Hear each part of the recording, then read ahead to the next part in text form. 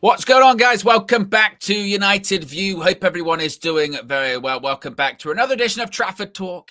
It's Thursday. The alliteration in letter form is kind of there. Trafford Talk Thursdays, but it's not there in terms of sound. But, you know, triple T. Triple T. That's what it is. Yeah. Triple T. Okay. Yeah. Trafford Talk Thursday. Trafford Talk Thursdays. We just put them all together. Yes. We're back for another episode, and we've got plenty to discuss. We are going to be talking, you guessed it, Ruben Amorim, some interesting updates.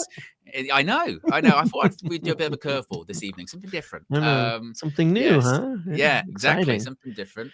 We're going to be talking about Ruben Amorim and how he may get one full season if Sir Jim Ratcliffe has his way. Yes, and I'm sure lots of people will have a lot of different opinions on that. We're going to be talking about if Ineos and Amorim can fix the issues at Manchester United. And actually, we're going to have a bit of fun towards the end, James, because we're going to try and list all the problems at Manchester United. We're going to try and list all of them. Yes, we're going to give us an extended show. Okay. Yeah, all right. Yes, it's a 48-hour marathon. We're going to list all the problems at Manchester United, and also we're going to be talking about the game against Sunderland Saturday, 3:00 kickoff. Could it be Ruben Amorim's last game? We'll have to wait and see. So be sure to smash a like on the like button. Be sure to subscribe. Shout out to James from the Muppeteers. Links in the video description as per usual. How are you feeling after last weekend? You know, we're several days removed now. Red carpet on Monday was maybe a bit too close to the game at the weekend. There was very lots dramatic. of emotions. Yeah. Emotions were very, very high, and interruptions were very high. How are you feeling more days removed? You feeling calm? You feeling dejected? A lot of people feeling dejected at the moment. How are you feeling? I mean, I'm calm because I can always end up being calm. You can't let it get to you too much, right? You can't. You just can't with this club. How many years have we been doing this? Yes. How many years have we gone through it? If you let yourself be driven too deep into the mud or too high in the highs, then you're going to end up in a lot of trouble. And I think that's just a personal suggestion, is to find some level ground to sit on to a degree. Maybe a fence to sit on even, because then you don't have to swing so badly one day. Gotta be careful. Yeah. No, I feel all right. I mean, it's not because I think, everything's fine and it's all going to work out or anything like that. But I kind of think that there's no point getting too bothered by it in general at this point in time. I think there's a lot of I come to accept that things are worse than we hope every time we start the season. And it's you just accept that, I guess. I don't know what else you can do. You either accept that or you just angry all the time. And I don't know how to do that. I can't be angry all the time. I've got to take a logical look at things. Yeah, but then the problem is when you get that point of view, that's how you can end up being quite defeated, can't you? Yeah, because you go, look, there's nothing I can do. You lose the about passion, the fire. Yeah. There's nothing I can do about it. It is what it is. Will it get better? I don't know. Maybe it will. Maybe it won't. We'll see. I'll try to keep some strong opinions on certain things, though, as we go. Don't worry. Yes. I do have them. Yes. I do have them. Of course. Good. That's what you're here for. A full season for Ruben Amorim, it might be. This was quite interesting. This came from Laurie Whitwell from the Talk of the Devils podcast. He said, and I quote, "From speaking to people, even if Manchester United lost to Sunderland, I do not think it would be the end for Ruben Amorim. Sir Jim Ratcliffe is the one who will decide, and I'm told he wants to give Amorim the full season."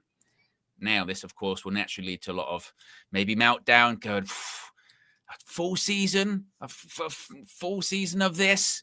God, really? Can Man United do that? Others will say, he's scared of making the decisions. Others will say, look, it's just words. Of course, he's going to say that at the moment, but one game, one result might be one step too far. What do you make of that news? Is that lining up with what you've been hearing? That Ineos, if they could, would give him the full season. But I suppose where's the cutoff point? Yeah, I mean, there's always nuance to this, right? Because he also said in there as well in the same podcast, which is totally correct, that he's going to be taking, obviously, advisement from the people he's appointed, Omar Barada, Jason Wilcox. And I'm not saying they're ultimately the deciders. Of course, he's ultimately the end decider. But at the same time, he's appointed people to do a job, to make decisions and to get things done. So I think it's more like he would like to. When does the their view and his start to deviate too much, where they're saying, listen, you hired us to do the job, we think we need to make a change? Or are they also in the camp of, let's give him the full season? Because if they are, then he's going to stay the full season, right? Then there's nobody to disagree, until someone gets over emotional and, pulls the trigger anyway, which does happen. Yeah. Trust me, it can. But yeah, I mean, look, I asked, I think it was on a couple red carpets ago, or one of the shows we did. I said, look, would you guys be willing to turn it around on Amorim for your own good, and support him if things did turn around, if things did go well, simply because he might be here a while? And I don't think it's healthy to be existing as a fan in a situation where people are hoping we lose because they're hoping it spurs on change. That doesn't always work out in our favor. I mean, it can seem like a good idea at the time, but the last 3 times we've made a manager change in midseason, people were at that point a lot of times where people were like, oh, I just want us to lose, make a change. In all 3 instances, every single time, we ended our season exactly at the same spot as when we sacked that manager. It's not always some crazy immediate turnaround. Sometimes it was a big up. Sometimes it was flat. We got like 12 good games under Solskjaer, but by the end of the season, it was really bad. I think people don't remember how bad it got by that season. We got a bottled top 4, basically. After putting ourselves in that position, we bottled it. We put ourselves in the position, and then we screwed it up again. Under Rangnick, we got 1 good half against Crystal Palace. Incredible pressing for 45 minutes. Yeah, a half. I only remember it as 40 minutes. 40 minutes, maybe 40 minutes. We got 40 good minutes under Rangnick. Amorim came in. We got like 2 good games. We got Everton. We got 4-0 against Everton.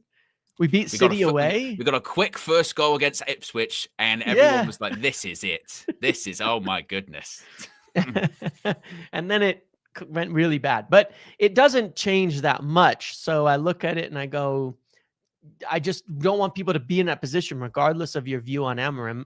There is a good chance he stays longer, and I keep saying all these lists and names.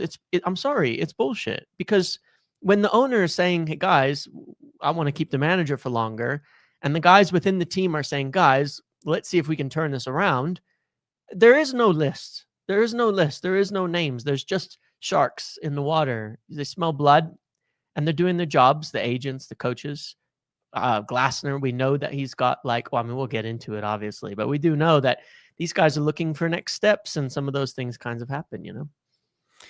That is interesting, because I saw this on social media today. Some people insisting that there is a list, and then there's others like yourself that are going, there is no list to speak of. Man United haven't drawn anything up. It's maybe fluid, because that's how these situations are in football. Almost the same way as, sometimes an agent will reach out to a club to make a transfer happen, and then the club is interested, so they make the deal happen. Is it more a case of that, as opposed to Man United are out searching for opportunities? Other people are searching for opportunities that could turn into one, but not right now. Yeah, I think it's more like that, because you have to think of it this way, right? Like, how many players do United keep data on all year? Hundreds. We know hundreds. How many managers do they keep data on? Believe it or not, also hundreds. Why? Well, one, you're going to have data and full files on every single manager in the Premier League, because you're going to have to play them twice a year. You have to play them, which means United know them all. Actually, it's a good point, isn't it? Of like, there's stuff kept on loads of players that we probably are never going to buy. Yeah. Just because we've got a manager, why would we not do that for possible coaches? Of course. Never know what's going to happen, right? Of course, you have to. That's natural. That's happening. So like usually it's like things are not 100% wrong or 100% right. And we want them all like packaged in these neat little things, like 1 game to save his job. Remember, it was 3 games to save his job. Well, look, those 3 games didn't go particularly well, and he's still here. So it wasn't 3 games to save his job, right? No, it's 1 game. It's Sunderland or it's out. Or it's Liverpool, and it's not like that. And it's not. There's a list. There's not a list. It's a process. It's not like a check list. We've got the list ready. It's like we have our eyes on managers, because at all times, they're going to have their eyes on managers. They're not talking to them. They're not speaking to them. They're not reaching out to them. They're not working on hiring them. They're not looking to see if they can be brought in, but certainly they know of managers out there. And certainly they'll have an idea of like, oh yeah, that guy kind of matches up what we like, because they had 5-6 guys as well that they tried to hire in the past, and those guys would probably feature on the same list if they went back into the market for a manager, you'd imagine. Why wouldn't Yeah. they? Yeah. So there is not a list. There are just general information. Basically, it's not a list per se, like sort of Santa Claus, more of a database. That's sometimes updated. Exactly. And then if they were to make a change, then they would look into said database. People would, make inquiries. And then they'd make a little list. And then they'd make a list. new Then they'd make little list, a little small list. List is way in the future, not right now. No lists. Well, that's interesting to know. And also with this, I must just say, like, I see those quotes and obviously see the reactions to them. God, giving them a full season. This is, Ineos avoiding making a decision, or they're just trying to delay and save money, or they're trying to avoid embarrassment. I didn't even really see it like that. I just see it like they're talking ideal scenario. In an ideal scenario, and maybe if you asked them right now, well, yeah, we're going to give him the full season because we believe the results are going to improve. Therefore, because the results are going to improve, it's easier to judge him at the end of the season. Obviously, if we were to lose the next however many games, it's no longer the ideal scenario, and they might have to make a change, right? So I kind of see it like that. I think we're in this territory right now where the fan base is so easy to stir up that you can just sort of very lightly do it, and it can create a frenzy, right? And I think it's more like that. And I don't even mean that to, like, say Laurie Whitwell was purposely stirring things up there. I think that's actually him just saying this is legitimately what is the case, what is the case right now. But you mentioned about hoping to lose. Have you heard KG's stance on this?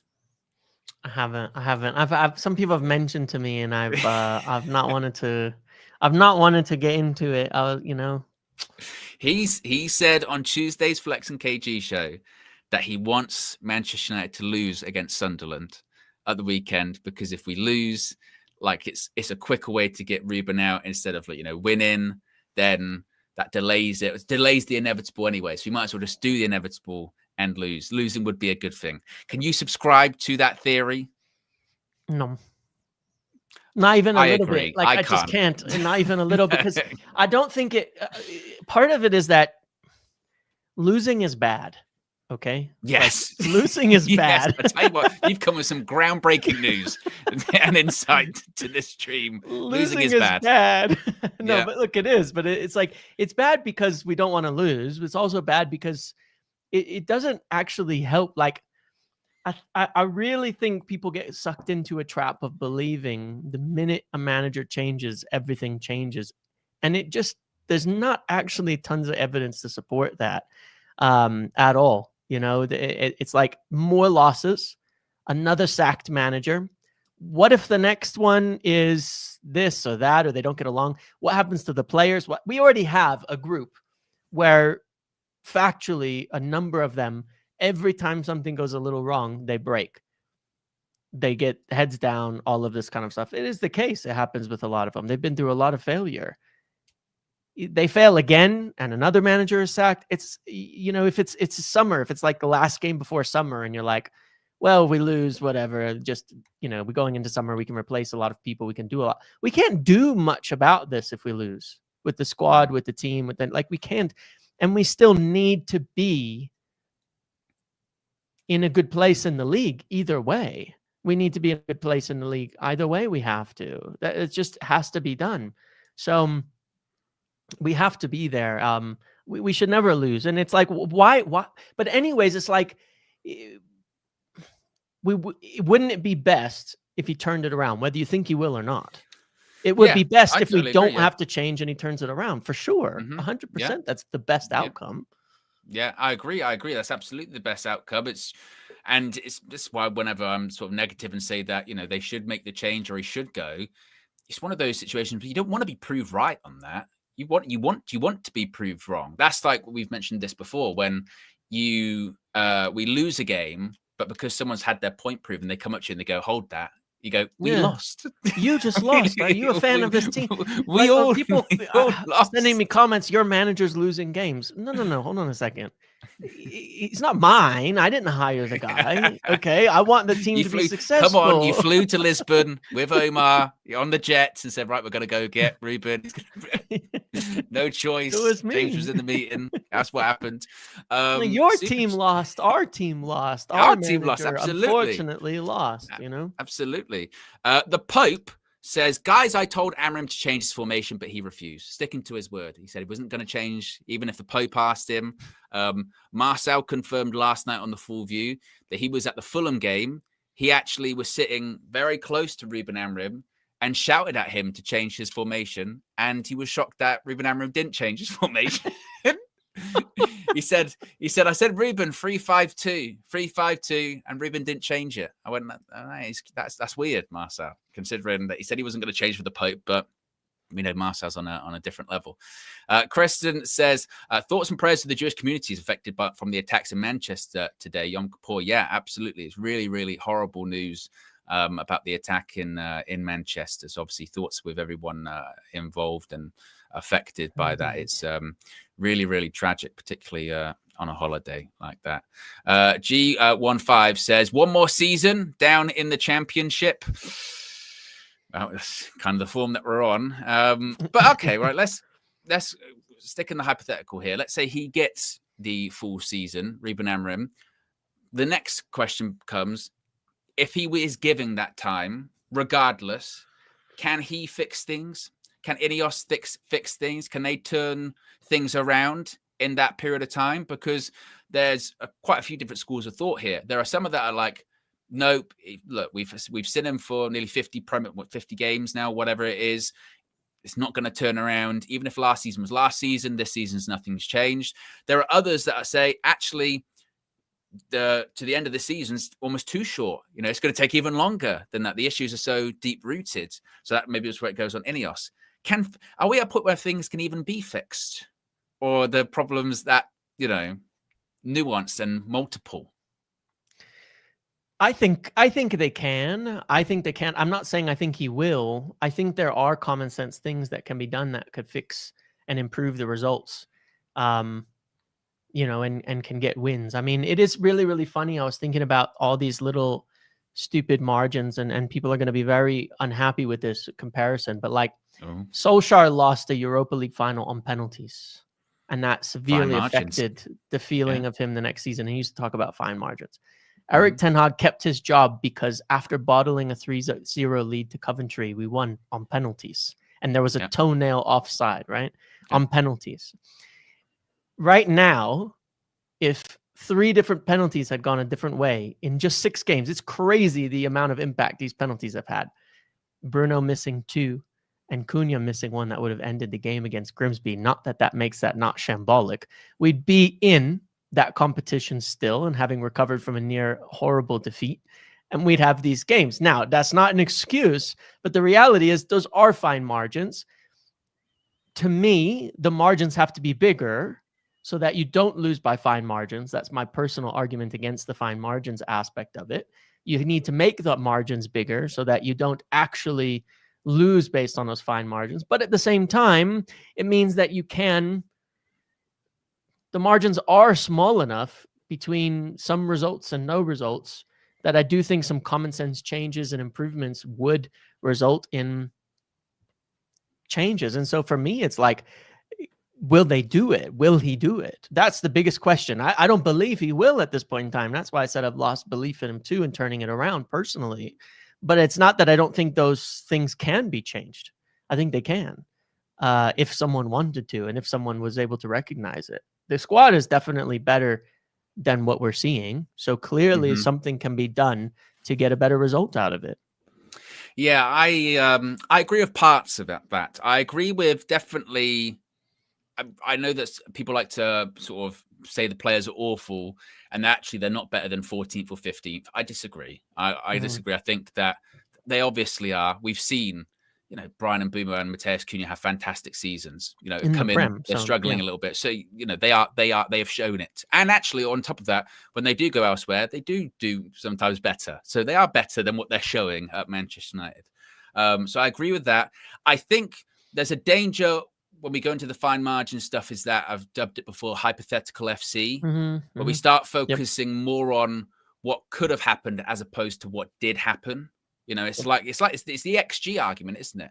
Our XG is this expected goals, but what are our actual goals? You know, if we'd have had, if like you say, if Bruno had scored 2 penalties this season, we'd have 3 extra points in the Premier League right now. We wouldn't even be talking on that basis. Exactly. Just to be clear, we wouldn't. Where would we be? But the problem is that didn't happen. You know what I mean? So and that's been the case for, well, even prior to Ruben Amorim, we've got into a territory of hypothetical FC, didn't we? With Erik ten Hag, if they'd have taken these chances, or you know, it's the same argument now. Ten Hag can't put the ball in the back of the net. Amorim can't put the ball in the back of the net. It's not his fault the goalkeeper make mistakes. It's not his fault that the goalkeeper make mistakes. But where do we draw the line with that? You know, oh, if Spurs hadn't scored a goal, then maybe we would have won the Europa League final last season. We'd be in the Champions League right now. We can explore the multiverse, but we've actually got to deal with our own reality, don't we? Which is the one where we are 14th again, where we are not winning football matches. I mean, I actually think that possibly we will win at the weekend now against Sunderland, because it's a new month. So we get 1 game a month that we win. And looking at the other games in October, feels like those ones maybe a bit more unlikely. But I don't know. I don't know. I don't know if... it depends. It's quite a loaded question, that, isn't it? When it comes to what can Ruben Amorim fix, that's when you get into, I think, you know, tactics, system, and stuff like that. I don't think he can fix those things, because he's on record for saying he doesn't want to change those things. His way of fixing them is basically, we're going to keep doing it and it's going to get better, effectively. As opposed to other people would look at it as, right, that's a problem. How do I fix that problem? I don't think Ruben Amorim is intending to fix it. I think his method is just to keep going. And if it works, it works. If it doesn't, at least I've gone out doing it the way that I do it. As for Ineos, can they fix things? It's a bit more loaded, because there's lots of different things there to fix. They would argue, for instance, from the finances point of view, they'll go, well, expenditure's way down. We fixed that. You know, revenue's record revenue. We're fixing that. Carrington, we've put our hand in our own pocket. We're fixing that. Facilities, you know, the stadium, we're fixing that. Other things that maybe they would want to fix, i.e. total ownership, they might be a bit like, look, we can't, there's only so much we can do on that one. We can't fix that. In terms of the overall structure at United, are they fixing that? Probably. But in terms of on pitch, are they fixing that? Well, the last 2 seasons have been some of the worst we've had in the Premier League. So far, if that was a grade card, you'd be like, well, that's an F at the moment. So I think isn't that so weird? It's very weird. Genuinely, all of these things are being done right. I think almost everybody would agree. Recruitment's better.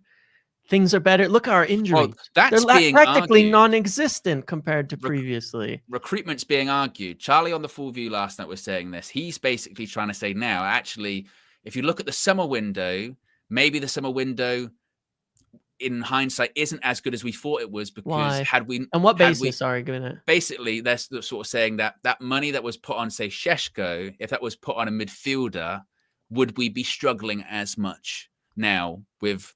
We're saying we kept Højlund, but we got a midfielder instead. Would we be struggling as much? And did we maybe put too much money into buying 3 attackers when it could have maybe been 2, got a midfielder instead?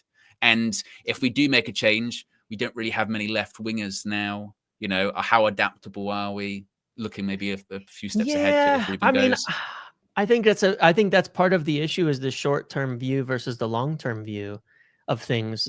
If you're turning the whole squad over and you know you're not getting everything done in one go, it's still about making good signings. That's why I think recruitment's significantly better. We've made so many horrendous signings. To me, it's not so much about filling needs.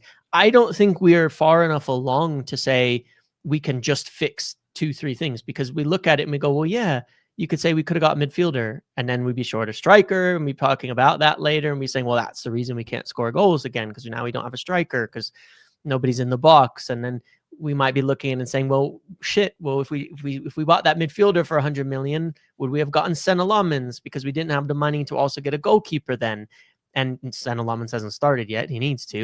But He hasn't imagine we played. didn't have Lommans and it was just Onana and Bayindir and we had no choice in the matter. Yeah.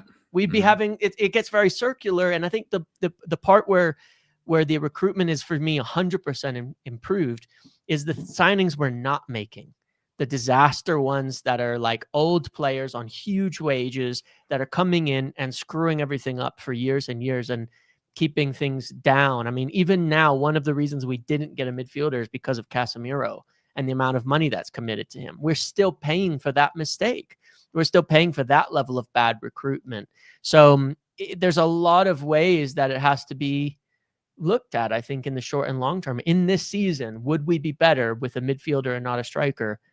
I don't know. Probably, but it's another if. We don't know. I mean, maybe. Back to hypothetical FC again, isn't back to hypotheticals. But I am happy with the players we signed.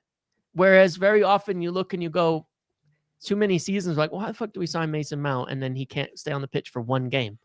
You know, when we spent 60 million on him. Why we sign Onana and then he's crap from day one, basically. You know, why do we sign Eriksson when he's past it and had like literally had a heart issue on the pitch? Like, these are not smart decisions. Why do we pay 100 million for Anthony? We haven't done these things that we were doing in the past that were obvious big red flags. I mean, the years of signing old players that we knew were not pretending we're almost there, that's ended. So I think on that front, it's a significant improvement in that regard for the long term, even if in the short term, we know we're still short on players, you know, but I don't know that there was necessarily a better alternative to that. Well, and also to your point, we still might, let's say there is a change made before January and we need a left winger, they might go and buy one, you know, because they could be able to, because they could be able to in January, right? Which it has been said ever since the summer window shut that, you know, anything that they need in January, if they feel like it fits, they could do it. So I suppose in that regard, transfer windows, they're always evolving. And I think you are right there with, we can't have it both ways, can't bemoan, you know, hypothetical FC and go, well, you got to focus on the reality, what did happen in games, but then we're also focusing on what doesn't happen in transfer markets, right? And bemoaning that what if scenarios. We have to focus on. Balebas had a horrible start to the season. What if we signed him and he was shit to start the year and then the pressure got to him? Apparently that's our fault. We've distracted him, you know? And then we had nothing. And it was like, oh, now we've ruined Baleba again. And it's like, these are, you think you can do this all day, but I think we've made good signings in that respect. Falcon Sheffield says, what manager or system makes them score? Well, if we had the answer for that, I think we'd be in much higher positions. My goodness me. I don't have the answers, that one. Jake says, hey, James, curious what made you become a Manchester United fan and when? You're one of my favorite Man United talkers. You speak so much sense always. Thanks both. Oh, I'm Man United talker. That's interesting. Yeah, but thank you for that. I've explained this story before, but my dad is English South African.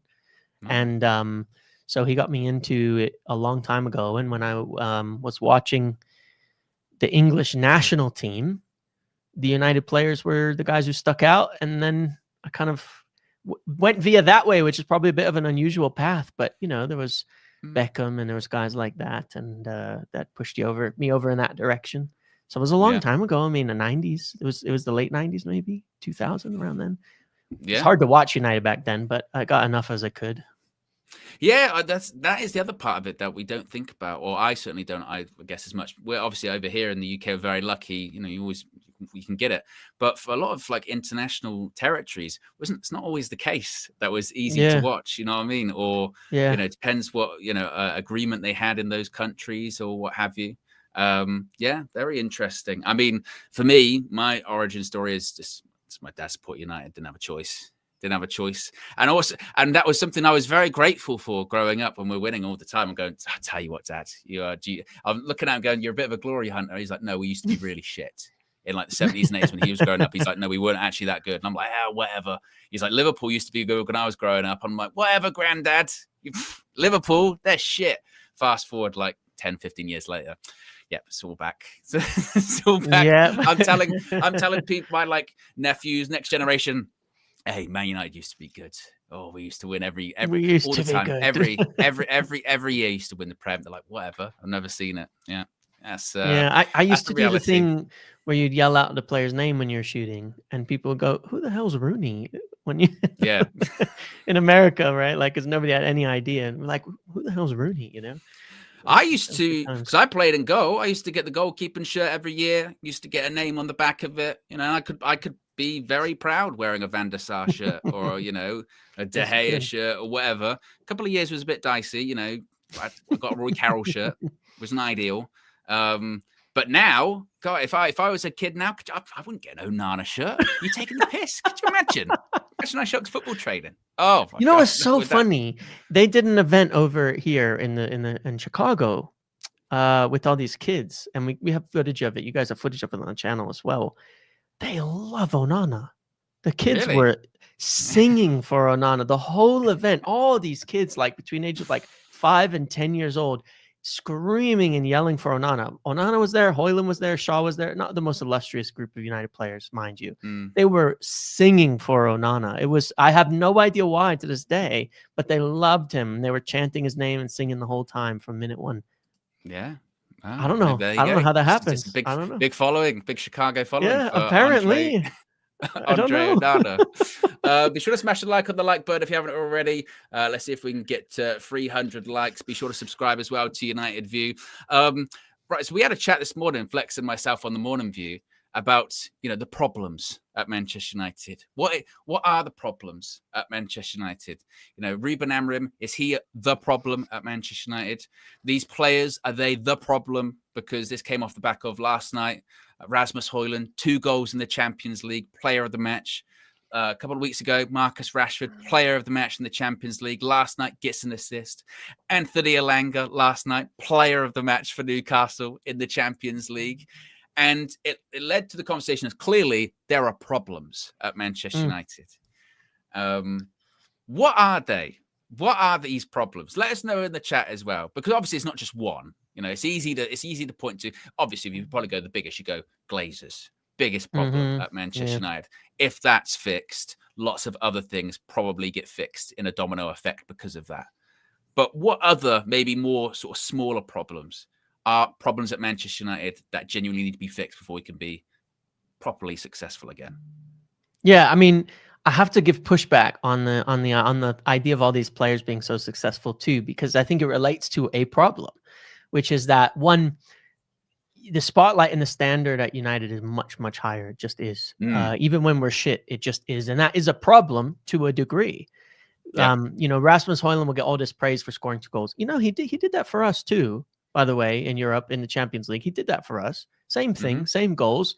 He still was on a huge dry spell in the Premier League. It's a different game. It's a different conversation. One of the problems that relates to is the fact that we are Manchester United. That's a problem.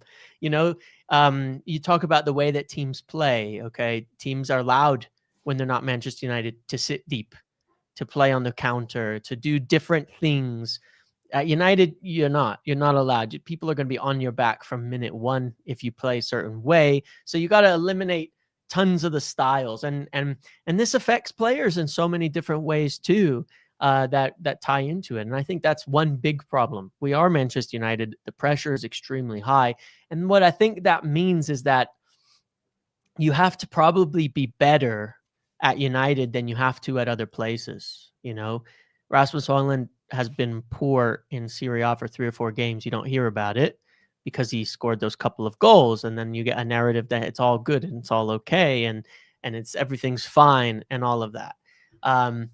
So it's different. That's one huge problem to me. I mean, that United are United. I think that's sinks a lot of people and a lot of players for the most part. That was on my list. I made a quick list when I came up with this before before the stream. Media scrutiny was on there. It was actually 3rd on the list.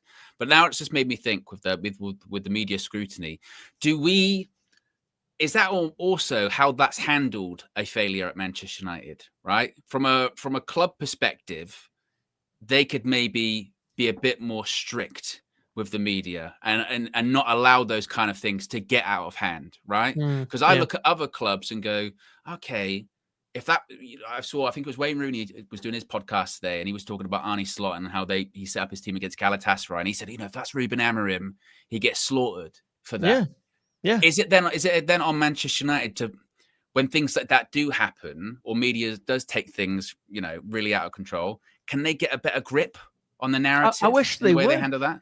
Because I agree with that. Like, someone was saying there, Ollie got glazed for counterattacking. No, he didn't. Ollie was people have way glamorized that time under Solskjaer. He was getting heavy criticism for not having a style, for being a wing it team, Moments for being a counter-attacking team, Moments FC. He was not being glazed, and most people had heavy doubts on him through a lot of his tenure. So when you're winning games at United, it's about performance. And when you're performing but not winning games, it's about results. And the media are going to pick one. And unfortunately, we've never performed that well and got results at the same time, to be quite honest. Because even Jose, in his season, he finished second, did the same thing. Sat deep block, counter-attacking football, got second place, slaughtered in the media for doing it. Meanwhile, right now, everybody's loving Glasner for playing the most defensive system in all of Europe at the moment in time. So, it is that we don't get balance in the criticism of things because Manchester United, it does happen that way. And it has to every single manager so far and players. So with that being said, this was another one on my list, and this is a controversial one. Are fans part of the problem at Manchester United? Because I said earlier on about, we do have this extra level of scrutiny on us. We do have this extra amount of media is more likely to take the piss with us. So do we have a responsibility to manage that differently? Do we have a responsibility for pushing back on certain things? Do we have a responsibility that as fans, we've allowed the standards to drop at Manchester United as well by accepting defeats or accepting 15th, or I don't know, or maybe it's the opposite, I think it's both ways. Like, people have like it is funny because you take the Marcus Rashford one right now. This is not the way the fans were treating him before he left. Let's be real. No, exactly, not even slightly the same. So, I think that there's a degree of this. Like, it's hard to blame fans for much, and you don't want to blame fans for much, and we shouldn't blame fans for much. And there's also a difference in fans. There's fans who go to the games that tend to be really positive during the games. When they're there, for the most part, they're singing, they're backing the club, all of that. I don't think that supporting the team is a problem. I do think that in the current modern age, the online fan base is horrible, and it's way worse than anywhere else because there's more of them, and there's so many people grifting off of it as well that aren't even like slightly United fans, you know what I mean, online and doing stuff like that. And then there's people who want to get involved with it as well. But like, players get we talked about the stupid things with like the 007 and all that. It's funny to do it to other people. Why did we do it? People do it to their own team players now. Yeah. They hate them before they've kicked the ball because it wasn't the right player. And these guys do notice it. Now, I've said many times, take their phones away, because some of the shit, like in the dressing room, because we saw some of the shit with Garnacho and Højlund and these young guys. Why are they on their phones looking at stuff and responding stuff in the dressing room right after the games? To me, is crazy. It's so out of whack. And I think the club could do better protecting from that. I don't want to blame fans because there's also nothing you can do about that. I think it's something, again, that the club could take more responsibility for, like shielding them. Like, you look at the Ahmad thing from last week. Why is it, and it's like, it gets out of hand for stuff that shouldn't be matter. And in this sense, I think Amorim said the right thing last week when he talked about that's not real. The social media is not real. We're for Ahmad, we're his friends here and his teammates and who need to support him. That is all correct. That is the correct mindset. And I wish more of that happened at the club. But I feel, unfortunately, that it's become so commercialized, Glazers, that it's more important for them to get these guys on socials and like getting the name out there and the brand out there than to actually protect them and to build a good environment. No, I agree with that. I think that maybe there is an element of, you can blame some fans for some aspects of things, but I think if you've got to put it in terms of percentage, I think fans are quite low down on that list. And maybe some of the things are overblown. For instance, it's like, Ruben Amorim's not been sacked yet because away fans are chanting his name. Crazy stuff. It's got nothing. It's got nothing to do with anything. Insane. You know what I Yeah. mean? So I think a bit too much is put on that. Another one that was on my list was environment, but I feel like that can actually be split up into a few things, right? So environment can be just the general, I suppose, mentality within, the club. Are they a club that is aiming to win the Premier League, or are they just a club that's kind of just going along, basically, not really aiming to do that much? Obviously they hope they win a cup here and there, but not like this elite mentality of win at all costs. It doesn't feel like the top priority. Players are allowed to maybe get away with more than they would be at other clubs, particularly if they come through the academy, if they've got tenure and they feel like they've ruled the roost and they're untouchable. Is environment, do you think, one of those issues then, where all of those kind of things and more? I think it's most of it, to be honest. Like, because we've said many times, like, where's the standard for everyone beyond the manager? Mm-hmm. I've always disagreed with the idea that the players should play for the manager. They should play for the club, for the fans, for the badge. But what are you playing for? What is the club for a player within? That's the environment that they're within. And so many times we saw under the Glazers, like, we get into Champions League and they rip the investment out. Like when Jose got second that season, I think it was the most dramatic example. He got second that season. They gave him a new contract, and then they gave him the worst window ever at that point in time. And he basically quit on them at that point in time too. And it was like, but that was the standard that kept happening time and time again. Get in the top four is good enough, and then we're going to cut it out again.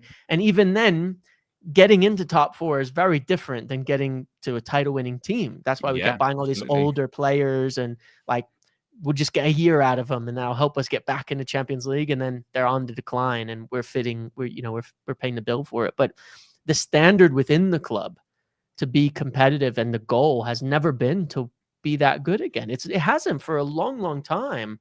And that has an effect on things. And like you say as well, getting away with things and proving your place. The other factor is this thing of like job security.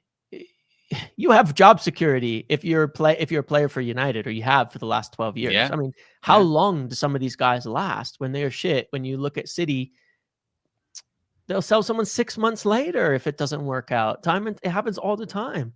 Us, it's like 3 years, 4 years. Maybe we'll extend your contract to keep your value because you might be useful one day. Like, we're just storing them in the shed. Like, might need it someday. We're hoarders. It's a hoarder club. So yeah. Those are I agree issues, with that. I think. I agree with that. I think that, like you said, this goes back to, people talking about, say, Rashford at the moment because he's had a good start at Barcelona. I go back to, well, if Marcus Rashford pulled some of the off the field stuff he's done in the last few years at Barcelona, well, it only happened once. Gone as well. It would have been gone. It would have been gone as well. You know what I mean? Because they just won't tolerate that. They won't accept that. And I do think that there is clearly that, and I think it's a trickle down effect from the top, because the focus hasn't been on, say, winning Premier Leagues or elite sporting mentality. It's been elite commercial mentality. Eventually that does make its way to the players, whereby it's, look, if we don't win the league, we're still going to be here next season. It's totally fine. If we get into the Champions League, everyone will be very, very happy. If we don't, we'll still probably be here, but we've got another year. That's like our warning. You know what I mean? You only hear about complaints a lot from players when they're out of the Champions League and that wage starts getting cut down, a bit like the Onana situation, right? I'm really feeling it, the wage, feeling the struggle, I mean? Tighten the belt a little because exactly. heaven forbid, actually, effects of what I've done actually count. Oh my God, what a novel concept. So I totally agree on that. Falcon Shuffle says, does that include fan channels and reactors? I love this argument because this is one of the biggest problems in Manchester United is fan channels. I don't know if you've heard about this, James. It's the biggest issue. The biggest issue. Even though fans reacting or talking about the club in a larger forum like, this isn't even really a novel concept. The technology may be more novel in terms of we're streaming it. You can be anywhere in the world, and you're not affiliated with the club, and you can have your opinion on it, what have you. But it's no different than people used to call up and still do and go on the radio, and we'll talk about Man United after a match. It's no different than, I don't know, but you get local communities or whatever. Everyone's got their local Man United fan group or whatever going, or a fan magazine or what have you. People have always had opinions on the club. That's what being a fan's all about. So I think sometimes, again, more's made of people that might have a bigger online presence or more people that follow them. But that's just always been part of the media, really. That's just how it is. I've obviously viewed myself as a fan and a content creator. We consider myself part of the media, but I guess nowadays it kind of all goes into one, right? It all kind of goes into the same bin, if you will. So yeah, I push back on that, as fan channels. They're a big part of the issue. I think they can be, but I don't think it's like by default it is. Like, obviously anything can be, any media outlet can be bad. Any media outlet can be bad, but by default they're not. Like, our ex-players go do shows all the time. Some of them are dickheads, like absolute dickheads. And that absolutely has a worse effect on the players than anything you or I could say. I'm sure of that. I can say that 100%, that they're aware of those things even more, and they'll mean a lot more to them hearing, this ex-player just rip them to pieces after that. We talked about the Scholes thing with Lummins, like how unnecessary that was for him to make that comment about Lummins right off the bat. This is a United legend. But there's nothing wrong by default with ex-players going in media. It's every sport hires ex-players for media in everywhere in the world. It's just, how do they do it? Do they present things? Is it it can be used for good, bad, or it can just be a neutral observation platform. There's nothing by default that causes it to be bad or an extra negative influence. I think that there's been some that have been predominantly a bad influence on things, but that doesn't mean by default it is or isn't.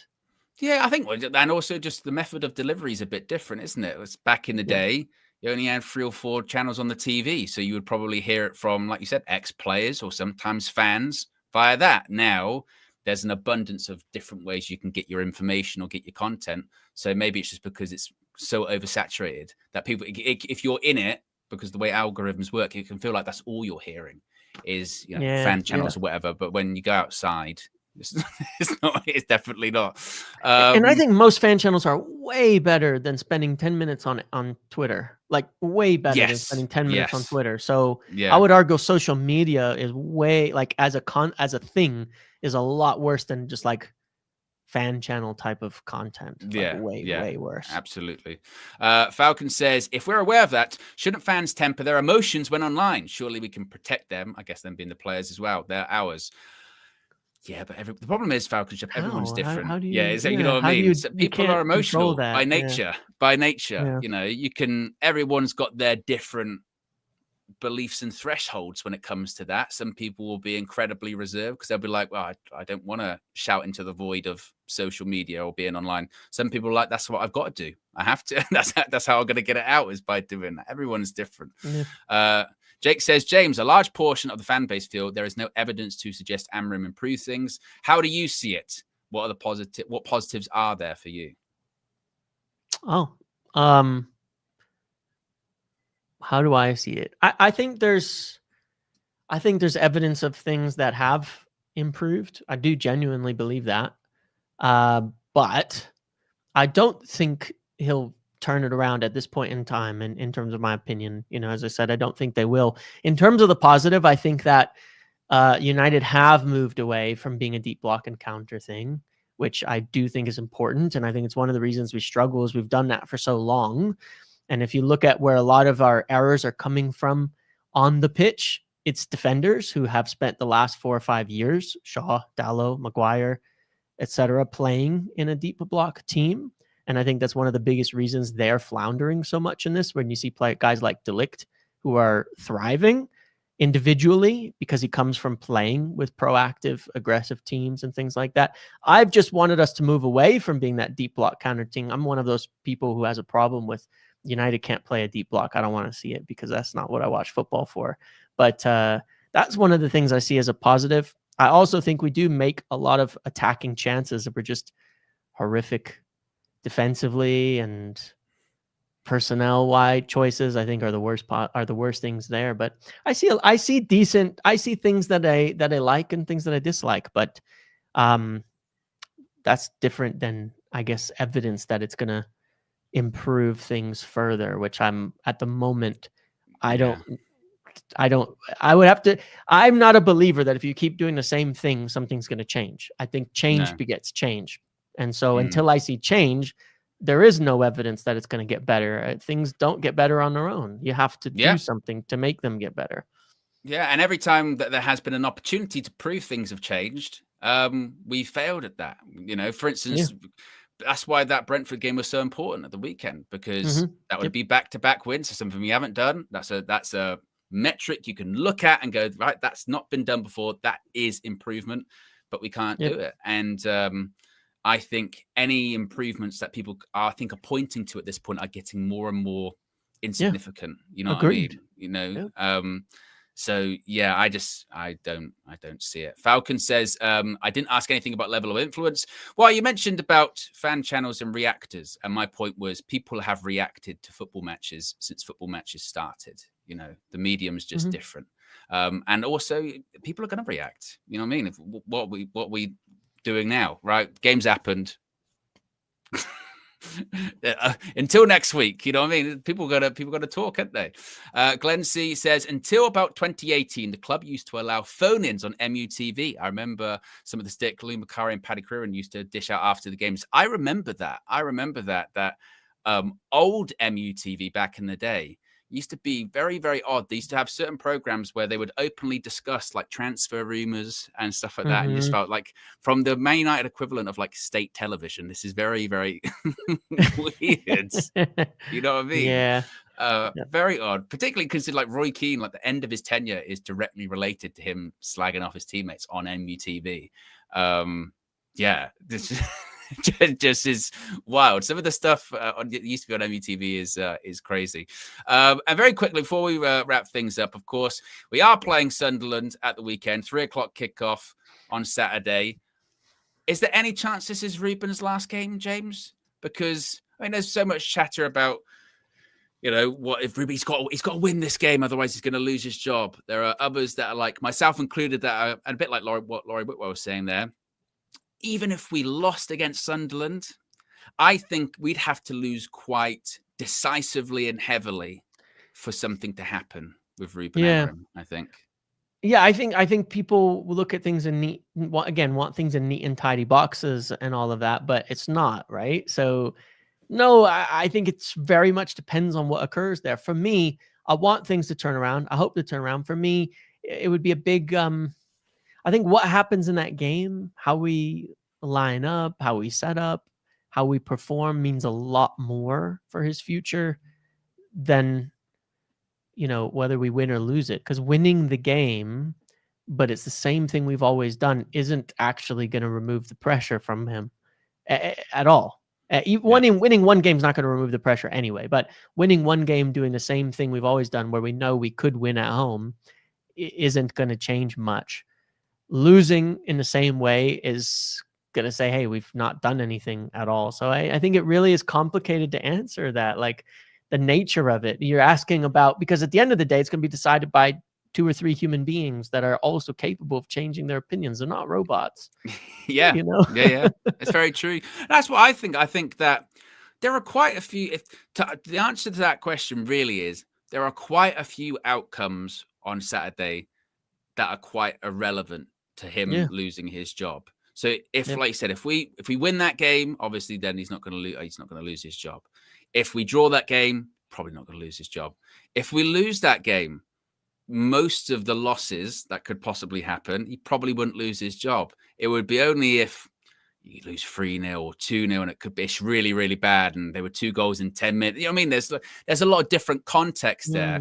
But I think it feels more likely to me that he will still be the manager Yeah. post this international break. That I think feels most more, outcomes he'll stay in the job yeah, for at least a little while longer. Yeah. yeah. I feel like we're into it's that November times where I think if things were going to happen, it would probably be then. With that being said, then there's been this kind of feeling of definitely got to beat Sunderland at home. I mean, it's Sunderland, it's at home. Is there an argument to be said that actually they're playing better they than are us? quite You know what good, I mean? aren't they? They're better than us. You know, they're higher up in the table than us. They've had a good start at the moment. Yeah, I mean, are we almost overlooking that? Oh, we'll definitely beat Sunderland. You know, or it won't definitely be easy. It's not going to be easy at all. it won't. It won't. I mean, it is funny Because what though games when are you look. for us? I You know know. what I mean? I know. I mean, what did they? Didn't they lose to Burnley on opening day or something? No, I don't remember what happened there. But They beat West Ham opening day because I remember okay, that's what it was. I had one of I the can't bets remember the on the game. order of all of these games. That's right. They beat West Ham opening day, then they lost to Burnley, then they lost to Huddersfield in the League Cup on penalties. Then they beat Brentford, drew to Palace, drew to Villa, beat Forest. We probably should beat them. Like, let's put it this way, right? Like, let's say you're saying, if you're United in this case, and you're saying the hierarchy, let's look at it from their perspective. And you're saying Ruben Amorim deserves to stay. We think we could turn it around because we've been performing well. Well, if you look at Sunderland, yeah, they've been good, but not really that good. Like, all things considered, they've played really weak opposition on average so far. They lost to Burnley 2-0. They lost to Huddersfield. Like, if your argument is we're good, then we should be expecting to beat them and that the results will catch up with our performances, then you've got to expect us to beat them. So I think we got to beat them. Like I think my argument though is that we're not good, James. We're not. I hear you. I hear you. We're not good. I mean, starting 11, Casemiro's back, Ahmad's back, Terrell Malassia's in the first team squad now. Who even starts at this point? Because he's actually. But that's what I want to see the difference. You know, I know, but that's where I want to see a real difference. I'm upset, you know, because we talked about the environment, and to me, this is Ruben Amorim's biggest failing. This point about players being, it's whatever if you don't do well. Why are we continuing it? Why are we continuing it? And Ruben Amorim gave that interview before I know he gave that interview before Brentford, which is crazy. He said that before Brentford. I don't think we discussed it on Monday. I don't really remember because it came out after, but he gave that interview saying that, like, when bad things happen, their heads drop. But you see Cunha comes from a different environment and Bumo, and they don't. And I'm like, so why do you keep picking them if that's the case? Because I agree with him. Some people don't. I agree with him. Luke Shaw gives up the moment anything happens. Diogo Dalot, I don't know what he's doing half the time he's on the pitch. Bruno gets erratic when things go bad too. He does, unfortunately. Maguire, he's been through the ringer. By India, I don't know what to say anymore. But it's like that happens. Why do you keep playing them then? You're the one picking those guys where you're saying their heads drop. So you're making.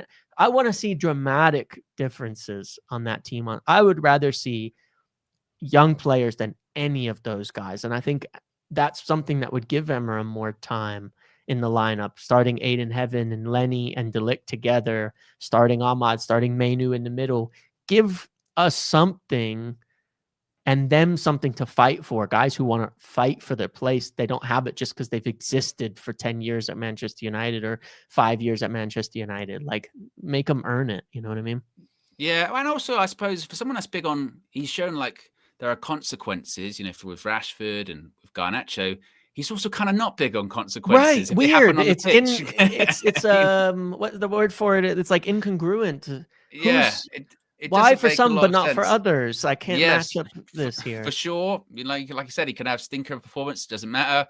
Maguire. I mean, I guess I do get the logic, but I also don't get the logic because the defense that started against Brentford, obviously it started against Chelsea and it did do well. So I get that. And I also get he was thinking set pieces. You need height in there. I get that. But then he did the interview before the game and went, Brentford, we know they're really, really good on transition. And I was like, so you know that, but you've got a back Luke three Shaw that's got Maguire. no pace. that's got no pace. Yeah. And that's how they score their goals. Like, okay, that doesn't make sense. Or Bayendier, all right, he made some good saves in the game. It could have been more about him, but he also still made mistakes like in the game because he's not that good a goalkeeper. No, Lomans is there now. There's been weeks. He's been at the just do it. Change it. Why? it's all like that why are you Gordon doing this? Ramsay meme, of like he's hugging the one making a mistake and calling the other one a donkey. You know what I mean? Yeah, It's like yeah, that. Half the players fit on one side and half fit on the other. We gotta stop that. There has to be consistent standards for people. It drives me nuts. That means Drives he's me got nuts. favorites then. That means he's got Yeah, which I favorites. hate. I hate it. That's my Yeah. biggest complaint against him. And I had the same again. I've been really consistent in my critiques of managers because I think people get way too deep into certain aspects of managers, what they think they do affect. But this is one that I think they all affect. Every manager has favorites, but it's all about whether they're able to get the right ones, whether their favorites are performing or not. Because like you take Jose, he always had favorites, but over the course of his career, when he was successful, he had favorites, but they would die for him and they played really well. And that's how he made a living as a manager. You can't have favorites that are shit. Yeah. You cannot have favorites that are shit. You can't. That will kill you faster than anything else. Yeah, I mean, that was an Ole Gunnar Solskjaer thing, wasn't it? Exactly. Had favourites that were shit. But then actually, in retrospect, were they that shit? One's just won a Serie A title, you know what I mean? Yeah, no, but yeah. I mean, one thing I just lastly want to push back on that a little bit, which is funny, is I've seen a lot of the Solskjaer revisionism of I remember it because if you were making any sort of content around that time, it was heavy. I mean, it was rough. Yeah. People were not happy. And I also want to remind people that Solskjaer's first season, he started out really bad. Like his first season, really bad. Until basically January when Bruno comes in, it's shocking. Some of those starting lineups, like you said, Andreas Pereira in the 10, some of the back fours and midfields, they are horrific. I remember people wanted him sacked because he wouldn't start Angel Gomez over Andreas Pereira. Yeah, I remember. They're awful. So they are so bad. Some of those starting lineups, and then Bruno happens, and we kind of do all right. But then even the season after, when we finished second, and that was the good season. I remember a lot of the criticism at the time was, but not counter-attacking Moments FC. We're never going to win a Premier League like that. No, we were in the race to some degree, and then teams started sitting back, and that second half of the season was actually a bit of a fall off because we started getting worse and worse as the season went on. But we were on 16 points after 12 games that first season. That was November 20th, like around, well, you don't have Thanksgiving over there, but around that time, like we were on 16 points after 12 games. That's not dissimilar to our current pace of points and game totals. Well, actually, if we win on Saturday, have a better start than we did in his first season, points wise. And it's not to revise things on Amorim, but it's like, some of the pining for going back is like, well, Ollie went through almost a worse start in his first season and he wrote it out and it got better. I'm not saying it will, but I'm not going to revise what we've seen in the past. We've got to move forward. So all we need is a big January signing and a global pandemic, and things will be. And things will 3 be months fine. off to get extra time to prepare and no crowds, so no pressure. Yeah. That's exactly what we need. That is a big part of it. We do an away record where we don't lose so many games away from home because there's nobody in the stadium to boo us. And as soon as they come back, we're the worst team away in the entire Premier League. The definition of if a tree falls but no one's there to watch it, does it even make a sound? If Man United win all games away from home but there's nobody to watch, did it even really happen? Aslan says, I lost a lot of confidence in a structure that looked at the squad we had and thought 3 attackers meant a much better team, such low football IQ. And Arif says, and guess who is in the leadership team? I still find it's hilarious that Luke Shaw's been at the club for over a decade and he's not. Like, how little influence that should be enough of a sign to not have him on the red pitch. Flag. You've been here for so long, you still don't have any influence. What the hell?